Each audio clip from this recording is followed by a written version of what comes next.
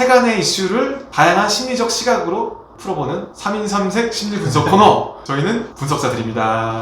와. 오늘은 박중사에 대한 강철 부대에서 굉장히 그 활약을 보였던 세간의 주목을 받았던 인물이죠. 그런데 돌연 그가 하차를 했어요. 그래서 왜 하차를 했냐 했더니 그때부터 이제 내막이 들어가는 거죠. 실화탐사대라고 하는 TV 프로가 있는데 거기서 이제 제보가 들어왔습니다. 박중사의 그런 성적인 행위, 그의 전 여자친구한테 벌였던 행각들 이런 것들이 이제 조명이 되면서 굉장히 논란이 일고 있는데요. 여러분들 어떻게 보셨는지 궁금해요. 저는 현장에서 심리 검사 및 심리 상담을 진행하고 있는 사신방송의 장발장입니다. 네, 안녕하세요. 저는 이별 상담사 헤이유입니다. 저는 맨디쌤의 심리학 이야기의 맨디쌤입니다. 여러분들 어떻게 보셨는지 궁금해요. 저는 사실 이 이야기를 좀 다루다 보니까 강철 부대의 영상을 자꾸 보게 됐어요. 재밌어요. 그런데 재밌어. 진짜 너무 재밌는 것 같아. 그리고 이거 약간 좀 되게 그 쟁쟁한 그런 부대들이 나와서 서로 약간 좀 기싸움하는 거 이런 것들 너무 재밌더라고요. 쫄깃쫄깃하게 봤어요. 네. 근데 유독 그 707 부대의 그 박중사님이 또 되게 튀는 행동을 하기도 해서 약간 근데 딱 봤을 때부터 이분은 방송 되게 좋아하는 분인가 보다 느낌이 딱 있었어요. 근데 유튜브도 하고 있더라고요. 그 블로그 봤는데 뭔가 주목을 이끌고 뭔가 그럴 좀 거친 얘기도 하고 그러지 않았나요? 약간 좀 그런 미션 같은 걸 주기도 하고 뭐 무슨 절을 해라, 춤을 춰라 뭐 이런 얘기를 하면서 관심을 많이 받고 싶으신 분 같다 생각. 그때부터 약간 좀 낌새가 좀 그러긴 했는데 혹시 그 맨디쌤 어떻게 보셨나요? 사건에 대해서 저는 또 비슷한 일이 발생해서 약간 군인에 대한 이미지가 많이 또 실추된 거 아닌가 이런 생각도 들었어요. 저희가 이제 유튜브에서 유명한 가짜 사나이 이 사건부터 시작해서 되게 빨리 인기를 끌었다가 또 이런 일이 발생해서 또 이제 나락으로 빠지는 이 사례가 또 발생해서 약간 안타까웠다라는 것과 저렇게 어떤 어떻게 보면 지금 의혹으로 나온 거긴 하지만 수많은 사람들이 어떤 피해를 입었는데 그런 것들을 다 무시하고 자기는 되게 괜찮은 사람인 척, 깨끗한 사람인 척, 멋있는 군인인 척 할 수 있는 심리가 뭘까 이런 게 너무 궁금했다 그런 사건이었습니다. 혜윤님 어떻게 보셨어요? 저는 개인적으로 알지 못하지만 지금까지 나온 것들을 보면서 참 이 사람 뻔뻔하다 말씀하신 거랑 저도 비슷한데 이렇게 뻔뻔하게 어떻게 유튜브도 찍고 방송도 하고 더 유명해지려고 할까. 본인의 어떤 이런 잘못들은 아무것도 보지 않고 참 뻔뻔하고 얼굴 두껍다 이런 생각을 많이 했던 것 같아요. 뻔뻔하다, 얼굴 두껍다. 그럼 방금 얘기 나왔던 그 심리가 정말 저도 궁금하거든요. 자기가 행했던 행동들이 있는데 버젓이 TV에 나와서 활동을 하고 또 그런 것들을 버렸다라는 거를 자기가 잊고 있었다. 약간 저는 그렇게 보여지는데 맨디쌤 어떻게 보신 거예요? 그 심리를? 저는 이제 한 가지 추측하는 방향은 이분이 되게 정말 공감 능력이 떨어지는 사람이 아니었을까? 이런 생각이 들어요. 그러니까 그 주위 여자분들한테 그런 이제 무리한 요구들도 하고 어떤 상처가 될 만한 일을 줬는 게 분명한데 그게 나를 발목을 잡을 것이다. 나에게 어떤 큰 문제로 돌아올 것이다 라는 생각을 거의 못한 것 같아요. 거의 못할 수가 있나요? 그러니까 전 너무 그게 궁금한 거죠. 그러니까 근데 그러려면 거의 공감력이 제로에 수렴하지 않았을까? 내가 누군가한테 상처를 주고 죄를 졌다고 하면 당연히 난 좀 잘못했고 앞으로 이런 짓을 하지 말아야지 라는 게 정상인데 그런 게 전혀 느껴지지 않으니까 나는 계속 뭐 약간 소시오패스처럼 내 이익만 챙기고 다른 사람들은 내 이익에 따라 행동하면 될 뿐이지 내 걔네들한테 뭔 피해를 줬어 이런 생각까지 하나 봐요. 그렇지 않고서야 이렇게 계속 언론에 노출되고 이러진 않았을 거란 생각이 드네요. 약간의 소시오패스 성향이 있지 않았을까? 라는 생각을 좀 해봅니다. 공감 능력이 없네. 공감 능력이 없는 소시오패스 성향을 갖고 있을 것이다. 네, 혜윤님은요? 네, 저도 비슷한데 저는 그 요즘에 이제 많은 분들이 관심을 갖고 있는 어떤 나르시즘, 자기애적인 성격, 우리 예전에도 다뤘지만 그런 좀 과도한 자기의 상태에 이분도 또 있지 않나라는 생각도 들고, 그러니까 이 어떤 측면에서 좀 보게 되냐면 이분이 이제 뭐 힘든 군대도 나오고 본인이 열심히 노력해서 뭐 자기 브랜딩도 이렇게 해내고 또 방송에도 이렇게 나오고 뭐 몸도 얼굴도 뭐 외모도 이렇게 잘 가꾸면서 살아온 사람 같아요. 그래서 뭐 성취를 해나갔던 사람. 맞아요. 저도 그런 생각해요. 자기가 성취를 이것저것 삶에서 많이 꾸려왔던 거죠. 계속 이뤄냈던 거예요. 그러다 보면은 자기 효능감이 높아진다고 말하잖아요. 그렇죠.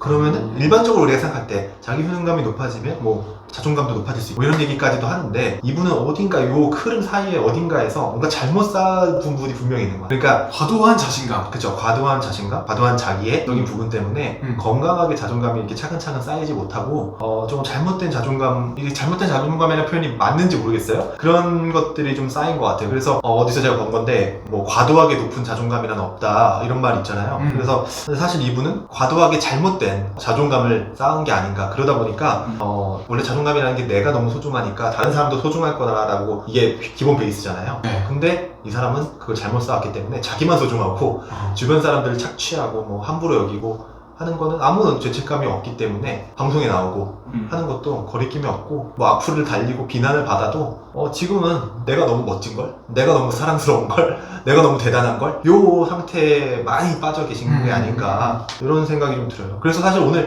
저는 맨디쌤을 만난다고 해서 네. 맨디쌤이 또 자존감 또 전문으로 하시잖아요. 네. 그래서 이런 과도하게 좀 자존감을 높게 쌓은 상태?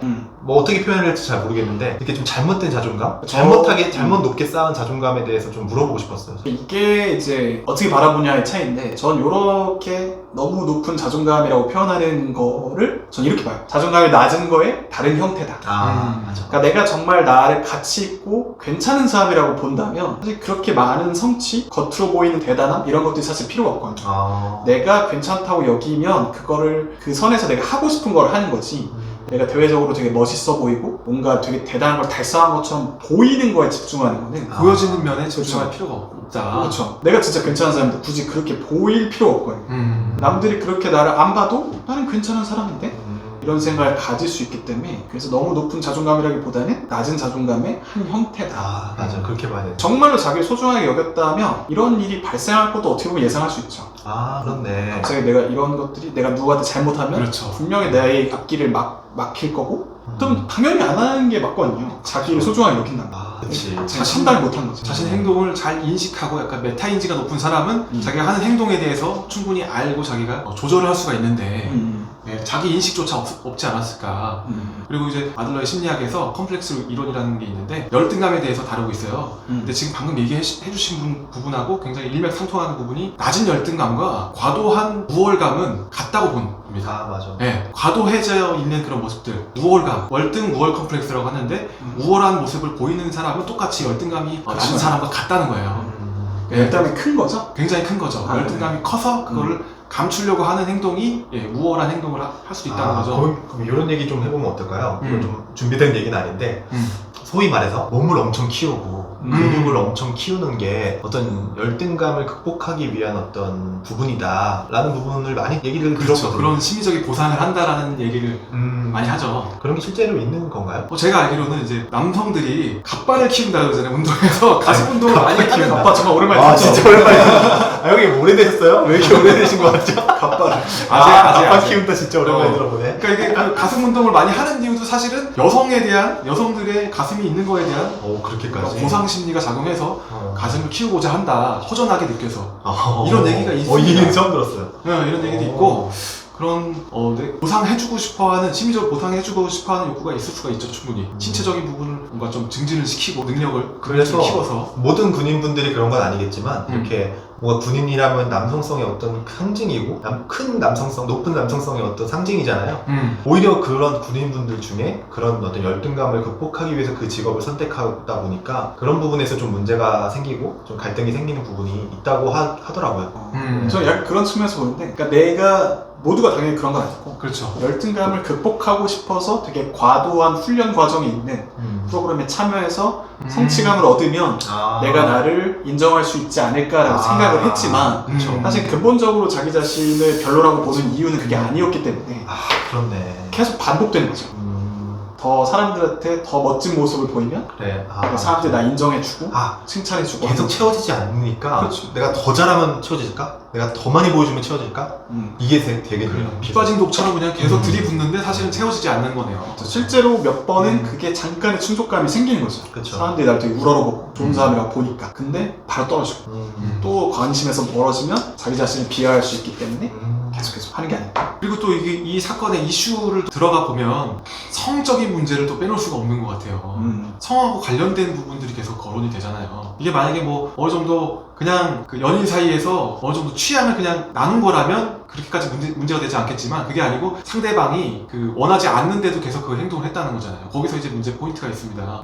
그런데 지금 저는 그런 생각을 하게 됐어요. 성적인 취향은 그럼 어디까지 허용이 가능한가? 개인 취향을 어디까지 허용해야 되나? 그렇죠? 어디까지가 성적 취향으로 인정을 해줄 수 있는 건가? 근데 뭐 결국은 뭐 원론적인 얘기일 수밖에 없는데 서로가 원하는 수준까지 원하는 수준까지 상처 주지 않는 선에서 인 건데 이제 이게 보통 이제 불협화음이 되죠. 누군 이 정도 원하고 누군 이 정도 원하는데 이 정도 원하는 사람이 이 사람을 계속 사랑이라는 이름 하에 가스라이팅을 할 수도 있는 그게 가장 밀접한 어떤 요인이 될 수 있는 영역인 것 같아요. 내가 널 사랑하기 때문에 이런 거 원하는데 너는 왜 그러지 않느냐 이러면서 이 사람을 계속 잘못된 사람, 부족한 사람 이렇게 보게 만드는 요인인 것 같기도 해요. 내가 널 이렇게 사랑하는데 너는 이것도 못해줘? 그렇죠. 이런 식으로 죄책감을 심어주는 전략을 사용할 수도 있다는 거죠. 그렇죠. 네, 그 실화 탐사대에 나왔던 그 전 여자친구분의 제보에 따르면 그런 것들 그 신체 사진 찍자 그러고 초대남을 불러서 뭔가 좀 성행위 하는 거를 이제 얘기를 했지만 나는 관음증이 있다 이러면서 그런 식으로 이제 시도를 했지만 그건 이제 거부하니까 마사지라도 받아달라 이런 얘기를 했다는 거예요. 그래서 그 전 여친분이 받았을 그 마음의 상처와 이런 것들이 굉장히 정말 우려가 되는데요. 그 얘기에 앞서서 일단 박준사가 유부남이라고 밝혔다고 해요. 분명히 유부남이라고 밝혔는데도 계속 만났던 그런 심리는 뭘까? 만나주면서 그리고 결국은 그 만나게 되니까 그 다음 단계로 갔던 게 그 성적인 문제였거든요. 그 어떤 심리를 가지고 그런 관계를 지속했을까요? 일단 저는 그 박중사님이 나중에 뭐 밝혀진 이후에 뭐 이혼했다라고 뻥쳤다는 것까지 봤어요. 이혼을 안 했는데 심지어 가족을 팔아서만까지도 그 여자를 붙잡으려고 했던 거죠. 맞나요? 붙잡으려고 했다기보다는 자기가 반성하고 있다. 그쵸. 자기가 이 문제를 인정하고 자숙할 거다 뭐 이런 식으로 무릎을 꿇고 문제가 일궈지고 나서 그렇게 해명을 한 거네요. 그렇죠. 거짓 해명. 그쵸. 거짓 해명. 자기가 나 까발려지니까 좀 이렇게 이제 조용히 해달라. 나 이런 이제 이혼도 했고 뭐 망했고 그것도 일종의 저는 가스라이팅처럼 보였어요. 맞아. 너도 그거 나 동의했었고 이런 거였잖아. 이렇게 계속 얘기하는 거 보니까 그래서 그걸 끝까지 이제 자기 안에서 휘어잡으려고 했던 걸로 보여요. 맞아요. 그래서 나중에 이제 막 무릎 꿇고 이런 것도 또 다른 형태의 가스라이팅처럼 보였던 게 그 사람한테 오히려 죄책감을 주는 거죠. 나 이렇게까지 하는데 나 이렇게 대단했다가 망했고 나 남잔데 무릎도 꿇고 했어. 그런데도 네가 나를 이렇게 파괴시키려고 그래? 그래 맞아. 뭐 이런 게 되는 거죠. 오히려 가해자처럼 만들어버리는 그렇죠. 정말 나쁜 진짜 진정성이 없는 사과죠. 표정조차도 거짓말인 어떤 그런 것 여자분을 굉장히 기만했다고 저는 봐요. 굉장히 무시했고 함부로 쉽게 속여도 되는 존재로 생각을 한 것 같고 근데 말씀하신 것처럼 근데 그 여자분도 이 사람 유부남인 거 알았고 나쁜 행동들을 요구한다는 걸 알았는데도 못 떠났단 말이죠. 그게 사실 중요한 거잖아요. 네. 그게 뭐 여러 이유가 있겠지만 저는 뭐 한 가지만 얘기하면 일단은 내가 이 사람이랑 처음 만나고 이 사람의 매력에 빠지고 막 지금까지 만났던 이런 모든 이 관계에서 자기가 느꼈고 얻었던 그런 모든 현실이 있는데 현실을 자기가 부정해야 되는 거예요. 이 사람이 나쁜 사람이고 이 사람은 나를 속이려 했고 이 사람은 난 이용해 먹으려고 한다라고 그 사실을 인정해야 되는 거잖아요. 근데 그런 사실을 받아들이기가 이제 참 쉽지 않은 게 왜냐면 내가 정말 바보 같은 선택했구나 내가 잘못된 사람 만났구나 이걸 인정해야 되거든요. 근데 그게 아마 이분한테는 굉장히 쉽지 않았던 것 같고 많은 분들이 그렇기 때문에 나쁜 남자, 나쁜 여자를 만나도 헤어지지 못하는 것 같아요. 저는 이제 개인적으로 그 박준사라는 분이 이 지금 실화탐사대에 나온 사람에게만 그렇게 하진 않았을 것 같아요. 또 약간 마음이 약한 여자분들만은 공략하지 않았을까? 그럴 수 있죠. 이런 생각이 들어요. 그래서 이 마음이 약한 여성분들에게 자기가 일종의 어떤 백마탄 왕자처럼 나타나서 너를 정말 이제 너만을 사랑할 거야. 너밖에 없어. 내가 지금 어쩔 수 없이 결혼을 했지만 다 이혼하고 너한테 갈 거야. 라는 말로 이제 부어 삶은 것 같아요. 여자 입장에서는 이게 바로 진정한 사랑이 아닐까? 이런 이제 장애물도 있고 어려운 상황임에도 그래도 나한테 온대. 맞아요. 라고 하면서 더 대단한 사람처럼 위대한 사람처럼 보이죠. 극적인 사랑과 뭔가 영화 같은 그런 한 편의 그렇죠. 드라마를 생각할 수도 온전히 있죠. 이 사람은 그런 것까지 할 만큼 날 사랑하네라는 빈약한 자아를 채워준다고 생각하는 거죠. 그 행위가. 맞아요. 그래서 이제 넘어가신 게 아닐까? 라는 추측을 해봅니다. 네, 종합적으로 봤을 때 정말 저는 죄책감에 대한 결여를 계속 볼 수가 있는데요. 이렇게 거짓말을 계속하고 기만하고 뭔가 그 양심의 가책이라도 느꼈다면 그런 행동들을 중간에 멈췄을 거라고 생각하는데 그런 행동들이 계속 이어지고 피해자도 계속 생기고 그리고 자기가 그 잘못한 것조차 잊고 TV에 방송에 출연하고 하는 것들은 정말 심각한 그런 죄책감이나 이런 것들에 손상이 있지 않았나. 이게 단순히 한 사람의 문제가 아니라 여러 사람 그 밝혀지지 않은 사람들까지 네. 뭐 학폭도 있었다고 하죠? 학폭도 있고 뭐 은행 CD기에서 그런 사건도 있더라고요. CD기에서 자기가 그 CD기 세대를 모두 사용하고 있어갖고 그 뭔지 모르겠어요. 저는 무슨 사건 그래서 그러는지. 그래 뒤에 있는 사람이 그거 좀 비켜달라고 얘기를 했더니 막 그 사람을 막 협박하듯이 막 동영상을 찍으면서 이거를 해서 무슨 이상한 사이트에다 올리겠다 이런 식으로 얘기를 했다는 거죠. 진짜 나빠요. 너무 나쁘고 피해자도 많고 그런 자신에 대한 자기 통제 브레이크가 전혀 되고 있지 않다고 느껴져요. 네. 그럼 또 저는 또 이런 생각이 들더라고요. 이게 군대에서 특수부대 훈련을 받고 굉장히 많은 성취를 한 인물이잖아요. 많은 훈련들을 했고 많은 여러 가지 것들 경험을 하고 멘탈이 굉장히 강한 인물이라고 생각이 되거든요. 그런 훈련하는 데 있어서는. 네. 근데 이런 멘탈이 강하게 하는 훈련이 이 사람의 행동에 미친 악영향은 어떻을까? 저는 그렇게 생각을 또 의문이 들더라고요. 예전에 TV에서 인지심리학자 김경일 교수님이 그런 얘기를 했었어요. 압박 면접을 하는 거에 대해서 조금 우려를 얘기하신 적이 있었는데 압박 면접은 상대방의 심리를 면접하러 온 사람들의 심리를 들었다 놨다 하는 면접이잖아요. 맞아요. 그래서 이거를 잘 헤쳐나가는지 이런 걸 잘 극복하는지 이런 것들을 보는데 사실은 그 압박 면접을 준비하다 보면 자신의 감정도 자기가 인식을 안 해야 되고 이런 것들을 극복해야 되는 그런 퀘스트가 주어지는 거죠. 마찬가지로 이런 군대에서의 그런 훈련들, 굉장히 혹독한 훈련들이 사실 정신력을 강하게 만들어준다고 하는데 어쩌면 내 감정을 무시하게 되는 부분도 같이 있진 않나 하는 저는 의문이 드는 거예요.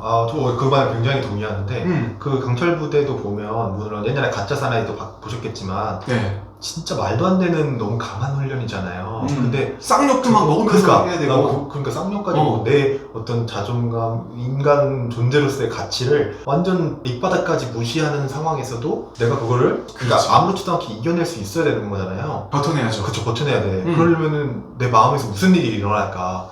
그게 좀 걱정이 되더라고. 그런 상황들을 계속 반복적으로 겪게 되면 좀 어쨌든 안 좋을 텐데 뭐가 안 좋을까. 사실 지금 대답하기 좀 어려운데 그렇죠. 대답 좀 해줬으면 좋겠어요. 그 한편으로 또 가스라이팅의 일종으로 저는 보여지는 부분도 있는 게 너무 혹독한 이야기들이나 이런 훈련들 그리고 나를 대하는 교관들의 태도나 이런 것들이 굉장히 거칠잖아요. 그리고 모두 군생활 하셨겠지만 이런 것들을 우리가 겪고 나서 과연 나한테 어떤 영향이 있었나 내가 그런 거 당하니까 당한 만큼 되갚아주는 그런 문화 같은 것도 사실 군대에서 벌어지고 있는데 군인이라는 특수한 입장에서는 정신력 훈련? 그러니까 보통 그런 훈련을 하는 이유가 자기가 뭐 포로가 됐을 때 전쟁 포로가 됐을 때 혹은 뭐 무슨 작전 수행을 함에 있어서 이런 것들은 필요한 것 같긴 한데 약간 그런 측면이 주목이 안 된 것 같아요. 그러고 나서 전역한 후에도 그런 어떤 압박의 경험들이 일상생활에서 악영향을 끼치고 있진 않을까? 이런 생각도 좀 들어요. 이게 트라우마라도 연결될 수 있지 않을까? 이런 생각도 좀 들고 맞아요. 맞아요. 마치 저런 특수부대원들은 세상 모든 일을 잘할 수 있는 사람처럼 비춰지고 있어요. 그러니까 모든 역경을 다 이겨낼 수 있는 되게 대단한 초인처럼 언론에서 소비하는 것 같아요. 근데 사실은 이제 말씀하신 것처럼 실제로는 뭐 전쟁에 참여하거나 이런 분들은 트라우마 때문에 고생하는 분들이 훨씬 많다는 거.